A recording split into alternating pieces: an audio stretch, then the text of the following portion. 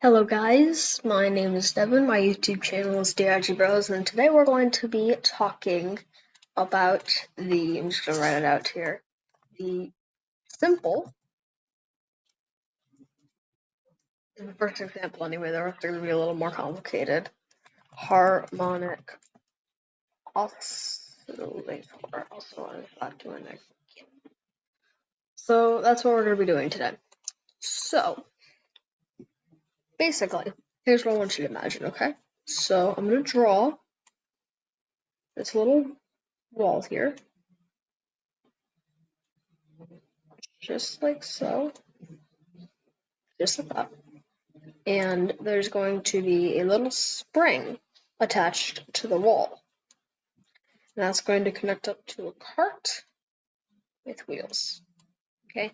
And just for purposes or whatever, we could say that there's a handle there. You'll see why in a minute.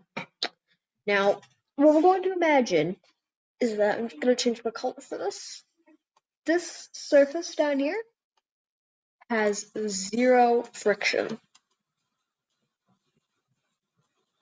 You could roll on that all day. I know I spelled friction wrong, I'm just doing this. So, yeah, no friction on the floor.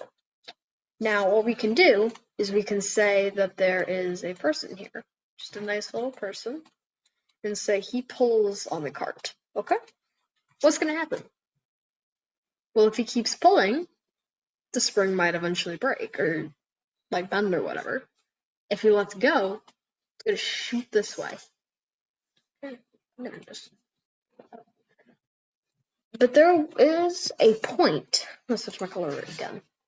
That the cart stays. So if I let go of it, if I pull it out a little bit and let go of it, it would bounce, bounce, bounce, bounce, bounce, and eventually the center of mass on the cart would come to a stop on this green, on, like, say, the green line. That is known as the equilibrium point. That means that there's absolutely zero tension on the spring. The spring could go either way. So, just to show a little bit more what that means, say we have a bowl like this. Okay? We're going to draw another one like this.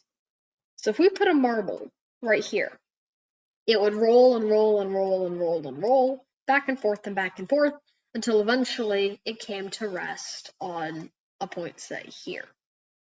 Now, if we did that with this one, what would happen is if we put our marble here and pushed it, like, we would have to put it exactly at the top or else it would fall. So this is a stable oscillator and this is an unstable oscillator. So basically, what else that also means? What if we have different examples? Like, we have different things. So let's say for our next example, I'm going to draw our little wall again, like so. And let's say this time we have two springs. Okay, there's two of them now. And they're both connected to a cart. Don't know that's why the cart's orange. I just picked a color. And we have our person, and he pulls on it. Same example as before, there's absolutely zero friction, okay? Would it be harder to pull or easier to pull? Well, see, I already know that it would be much harder to pull because you have double the spring tension. So it'd be harder and harder and harder and harder and harder. So basically, yeah. So for our final example for today, this is supposed to be more of an intro. We're going to do a much like better one that explains more, a little bit more in depth next week, I think, anyway.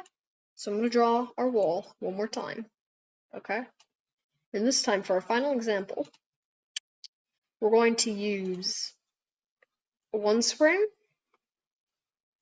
attached to a second spring attached to the box. And then a person comes and pulls on it. Okay? Now, I have a question for you, and I want to see if you can answer it. Would it be easier or harder to pull on this set of springs? I'll give you a moment to think about it. And the answer would be easier. It'd be easier to pull on these two springs. And I'll show why. In our first example, the amount of force was Kt equals K1 plus K2. But in our second example, with the springs attached to each other, Kt was equal to 1 over K1 plus 1 over K2.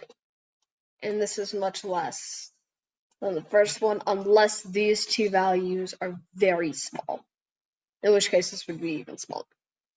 So thank you very much, guys, for watching this video. I hope you enjoyed, and stay tuned for the next one for a bit more information. Bye, guys.